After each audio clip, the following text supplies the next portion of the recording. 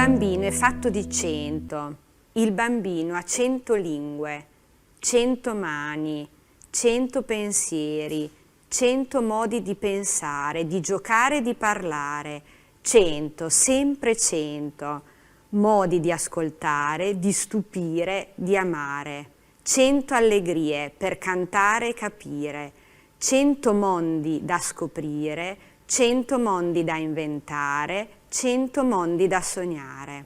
Il bambino ha 100 lingue e poi 100, 100, 100, ma gliene rubano 99. La scuola e la cultura gli separano la testa dal corpo. Gli dicono di pensare senza mani, di fare senza testa, di ascoltare e di non parlare, di capire senza allegrie, di amare e di stupirsi solo a Pasqua e a Natale. Gli dicono di scoprire il mondo che già c'è e di 100 gliene rubano 99.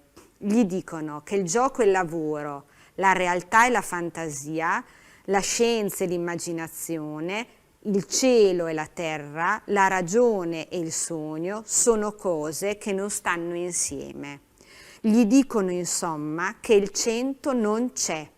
Il bambino dice invece il 100 c'è.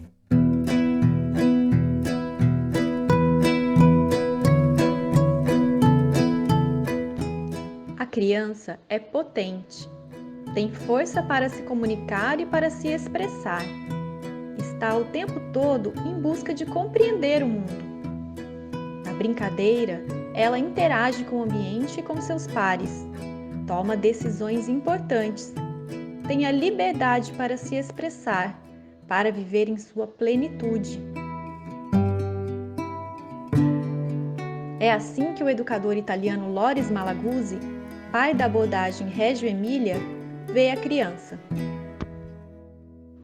Toda criança é criativa, tem direito, potencial e desejo para se relacionar, para explorar o ambiente, usar as linguagens e produzir sentido.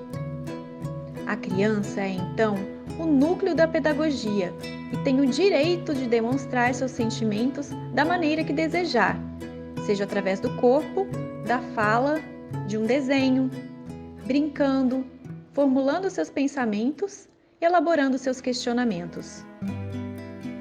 Durante a mostra de divulgação do poema Criança é Feita de 100, em 1970, Malaguzzi comentou: "O prazer de aprender, conhecer e entender é um dos sentimentos mais importantes e básicos que cada criança espera receber da experiência que está vivendo sozinha com outras crianças ou adultos."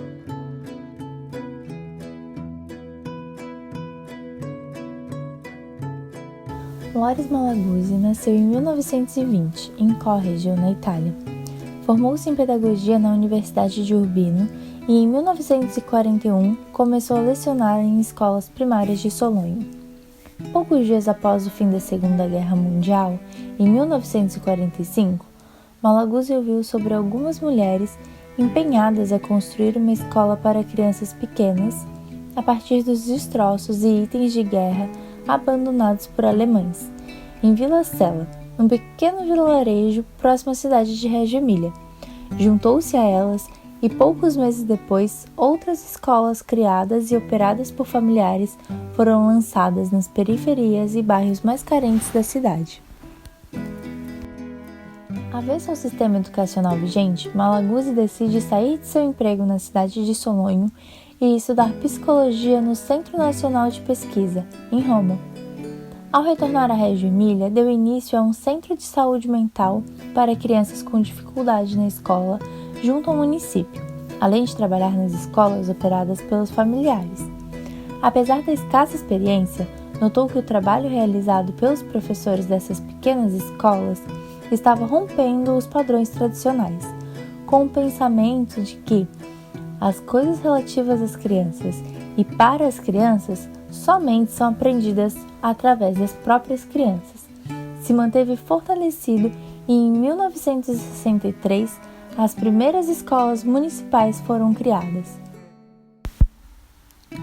Com influência de intelectuais como John Dewey, Levi Vygotsky, Jean Piaget e Maria Montessori, a resistência ao modelo educacional imposto pela Igreja Católica, junto ao objetivo de transformar mais do que a prática pedagógica, mas a sociedade, deu-se início à abordagem Reggio Emilia.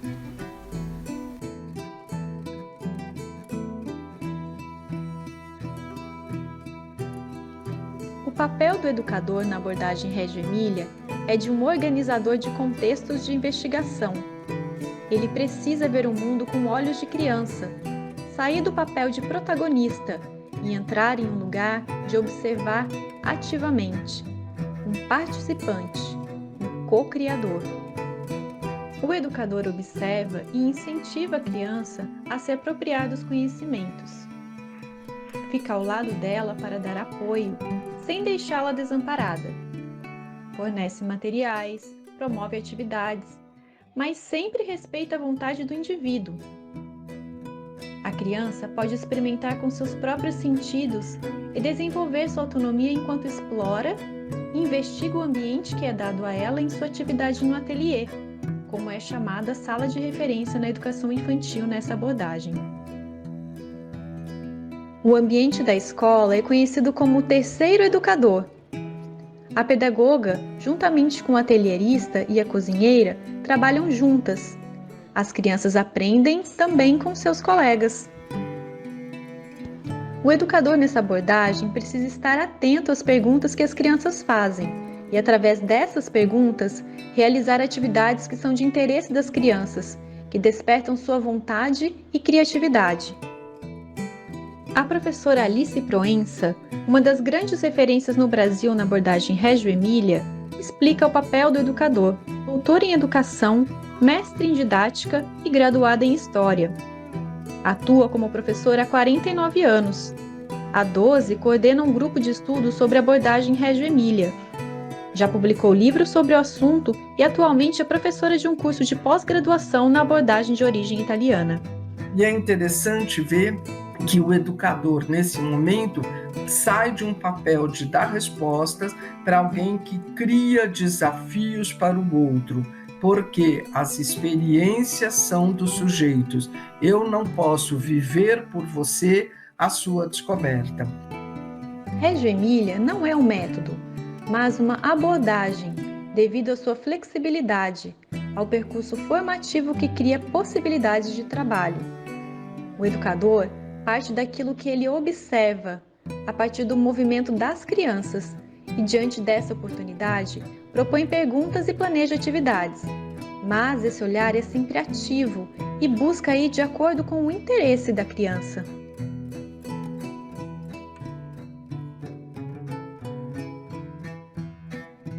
Os espaços são tão importantes dentro da abordagem regiana que ocupam o lugar de terceiro educador.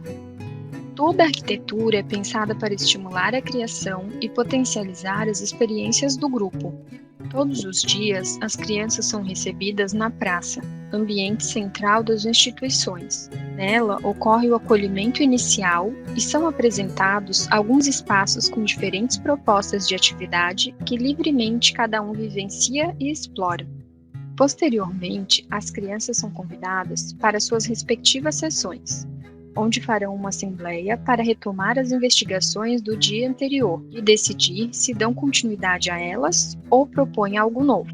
Também é permitido que as crianças permaneçam na praça central, caso prefiram. A cozinha, também conhecida como Ateliê dos Sabores, é outro espaço de muita exploração, conhecimento e saberes. São ambientes projetados para permitir a livre circulação das crianças com segurança. Lá ocorrem diversas práticas propostas tanto pelas crianças quanto pelos educadores.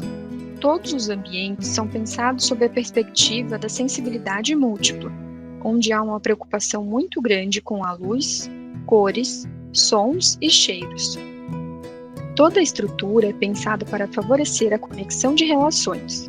Por conta da transparência, o vidro é um material bastante utilizado nas divisões dos ambientes, ampliando a perspectiva das crianças para além do ambiente em que estão, e simboliza a transparência das relações ali construídas. As sessões de investigações são pequenos espaços dentro do ambiente. caracterizados pela flexibilidade, que podem ser alterados conforme a necessidade das propostas. São espaços pensados a partir de temáticas de interesses das crianças e que foram atentamente observadas e documentadas pelos professores ao longo do processo de observação ativa. São ambientes bem organizados e com grande disponibilidade de materiais de alta qualidade, muito convidativos à exploração das crianças. Ao final do dia, os objetos utilizados durante as propostas não são guardados. Isso possibilita a continuidade da investigação no dia seguinte e, assim, permite a realização de um trabalho conectado e contínuo.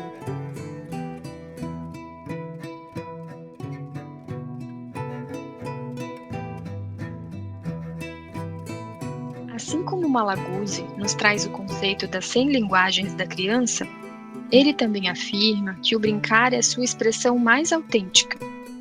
O lúdico e o brincar são pilares fundamentais de todas as práticas da abordagem regiana. A utilização de brinquedos não estruturados propõe que os alunos sejam autônomos e protagonistas de suas criações e investigações. O ateliê, juntamente com o atelierista, também tem papel fundamental em relação ao brincar, ampliando as possibilidades para que as crianças possam potencializar as suas vivências. O conceito de ateliê difuso, trazido por Malaguzzi, expande o papel da arte por todos os ambientes e não apenas no ateliê. O olhar sensível, potente e criativo do atelierista acompanha o trabalho dos grupos de perto e participa ativamente da construção das propostas das práticas pedagógicas, juntamente com as pedagogas e a cozinheira.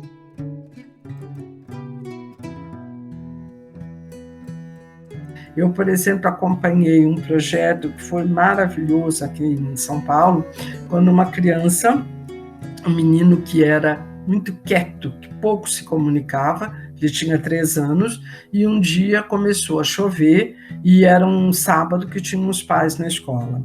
E esse menino, de repente, estava ali perto da mãe, ele vê a chuva ali caindo, o chão todo molhado, e ele pega, de repente, tira o sapato e sai correndo na chuva. E essa linguagem dos pingos, ele começa a parar e ele começa com a mãozinha a pôr nessa direção para recolher. A professora, na mesma hora, pega um balde que estava ali perto e põe ali junto do menino para que ele pudesse fazer a sua investigação. E nessa hora, um outro menino chega ali perto e começa a fazer a mesma coisa. E esse menino, que era muito quieto, muito reservado, ele de repente se transforma num protagonista numa brincadeira com o pingo da chuva. E a professora, na mesma hora, pega e começa a fotografar. E ela vai documentando a sequência e, de repente, tinham 5 crianças brincando com esse menino. Você fala, uma brincadeira comum, criança ir para a chuva, ou a mãe pode dizer, sai da chuva, vem para cá, ou a mãe deixa e acabou. Essa professora pega e na segunda-feira ela faz uma série de imagens e ela reproduz na parede da sala, ela deixa projetadas na parede e começa um projeto que era Plim Plim, a chuva está caindo. E esse projeto do Plim Plim, que foi potencializando e dando para esse menino esse empoderamento, foi criando uma investigação da chuva, que as crianças começaram a querer saber para onde ia a água da chuva. E, encurtando, eles mergulharam numa investigação dos canos da escola para ver por onde essa água caía, como é que ficou o tanque de areia depois de uma chuva forte. Eles foram pesquisar um sistema de águas daqui de São Paulo, eles foram para a Sabesp, que é a estação de água, fazer uma visita monitorada, e nas diferentes pesquisas dessa possibilidade dessa água caindo, surge essa projetação, com os grandes conceitos que eles estavam trabalhando, porque quem trabalha com projetos foca em conceitos, o que essas crianças vão aprender. Então, eles foram ali trazer esse conceito do trânsito, do percurso, que eles queriam saber para onde ia, e não estamos trabalhando com posição, com conteúdos em cima, embaixo, na frente e atrás, mas nesses grandes conceitos de percurso é que as investigações se centraram. Por isso, a criança é feita de 100